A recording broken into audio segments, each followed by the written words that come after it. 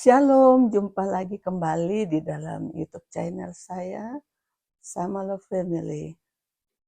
Jangan lupa tetap untuk di-subscribe dan like, juga share.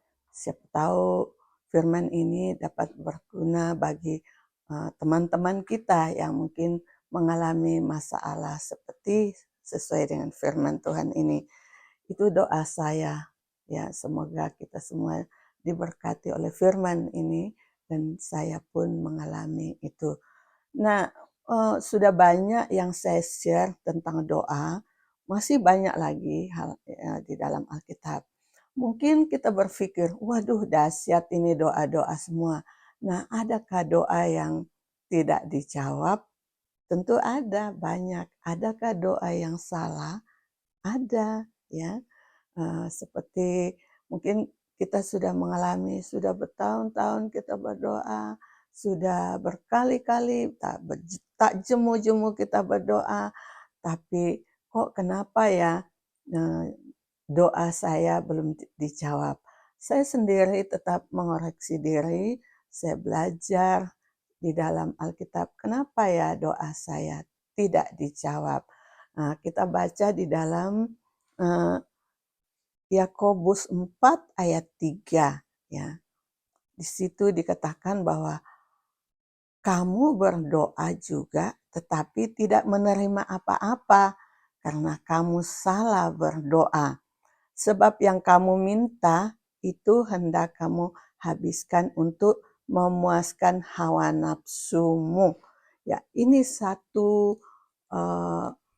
mungkin cara kita berdoa ya. Kita berdoa meminta sesuatu tapi tidak kita butuhkan dalam hidup kita.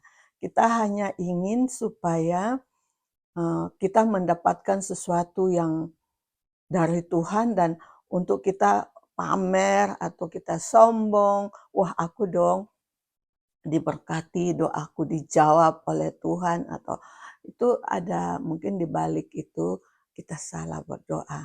Oleh sebab itu mari kita koreksi cara-cara kita berdoa selama ini. Apakah benar yang kita doakan atau yang kita minta itu kepada Tuhan adalah benar-benar sesuai dengan kehendak Tuhan, ya, sesuai dengan kehendak Tuhan. Nah, ada juga satu doa ajaran Tuhan Yesus di dalam Matius pasal 6 itu, kita sudah tahu semua ya. Saya percaya semua yang mendengarkan YouTube ini sudah tahu, kecuali orang yang belum percaya kepada Tuhan Yesus atau belum pernah membaca Alkitab, ya mungkin dia belum tahu kenapa salah untuk berdoa. Saya akan membacakan di dalam Matius 6, ya. Matius yang ke-6 itu adalah judul perikopnya itu hal berdoa, ya. Ini Tuhan Yesus sendiri yang mengajarkan hal berdoa, dan di ayat yang ke-5 sampai dengan ayat yang ke-8 saya akan bacakan ya. Dan apabila kamu berdoa, janganlah berdoa seperti orang munafik. Ternyata banyak juga kita yang berdoa seperti orang munafik ya. Wow. Mereka suka mengucapkan doanya dengan berdiri dalam rumah-rumah ibadat dan pada tikungan-tikungan jalan raya supaya dilihat orang.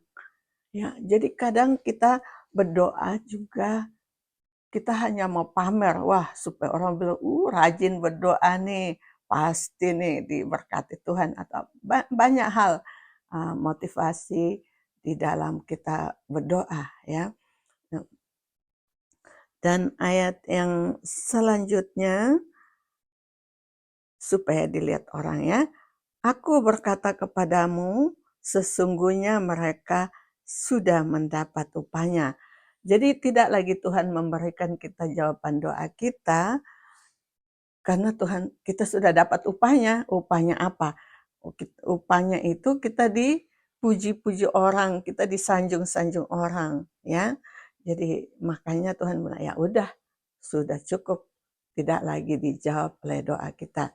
Nah, yang selanjutnya diajarkan kepada Tuhan bahwa kepada kita oleh Tuhan, "Tetapi jika engkau berdoa, masuklah ke dalam kamarmu, tutuplah pintu, dan eee, berdoalah kepada Bapamu yang ada di tempat tersembunyi, maka Bapamu melihat maka Bapamu yang melihat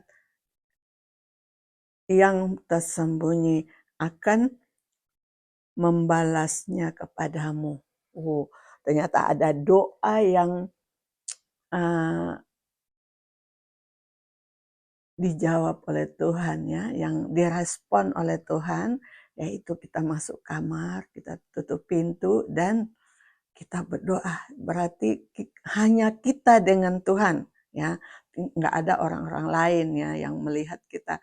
Betul-betul seperti yang saya bilang di uh, konten yang sesudahnya awal, bahwa berdoa itu hanya kita dengan Tuhan. Ada hubungan yang baik dengan Tuhan. Supaya Bapamu akan melihat dari tempat yang tersembunyi itu dan akan membalaskan kepadamu. Ya, ini contoh-contoh yang doa-doa yang tidak dijawab oleh Tuhan.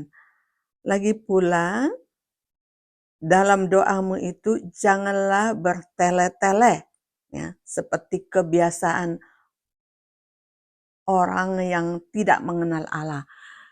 Jadi ternyata waktu kita berdoa itu terlalu bertele-tele, kita berulang-ulang, ya, berulang-ulang. Kecuali mungkin lansia, ya. Lansia kadang udah lupa apa yang sudah diucapkan, diulang lagi.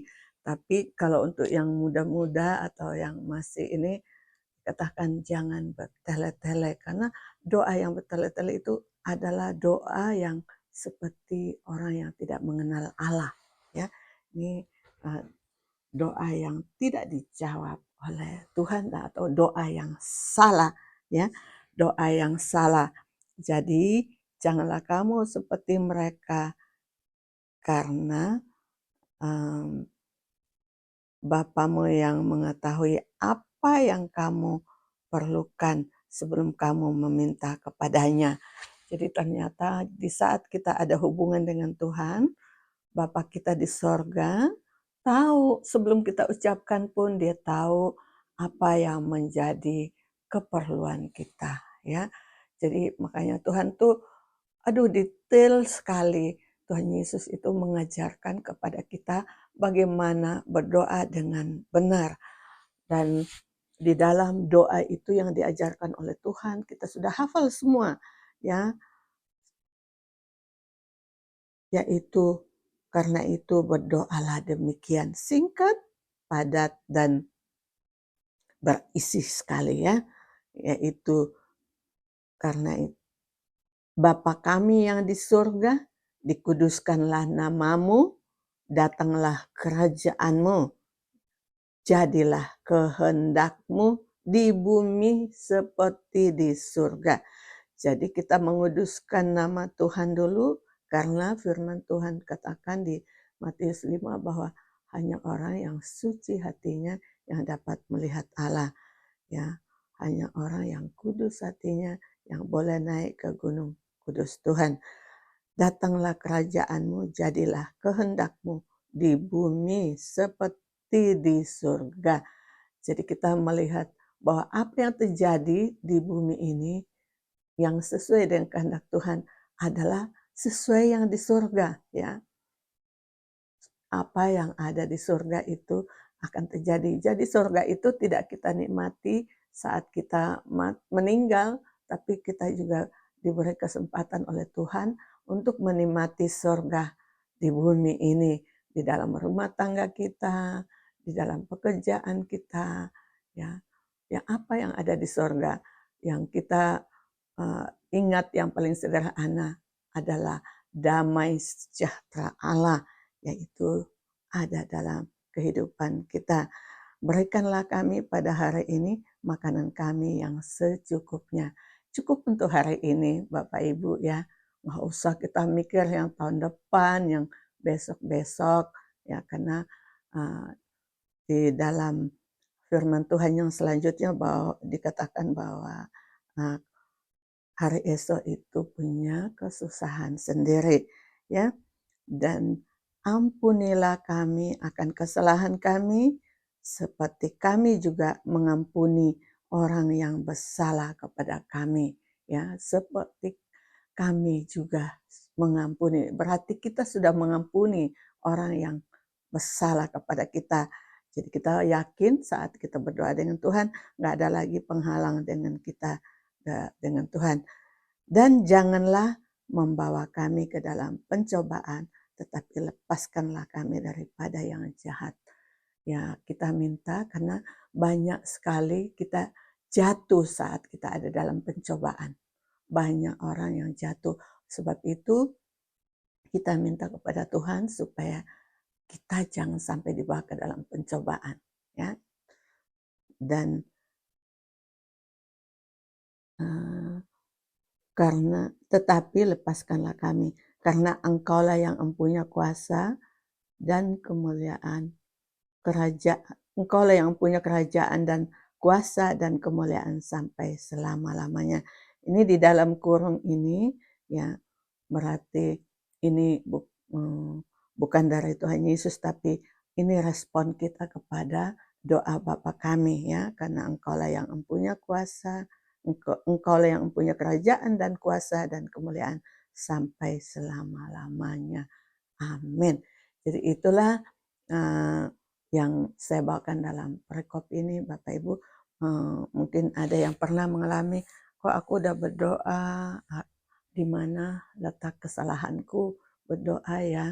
Karena ini juga saya alami juga, saya juga pernah berdoa tapi kok nggak dijawab-jawab, nggak ada perubahan. Kayaknya Tuhan tuh di mana ya?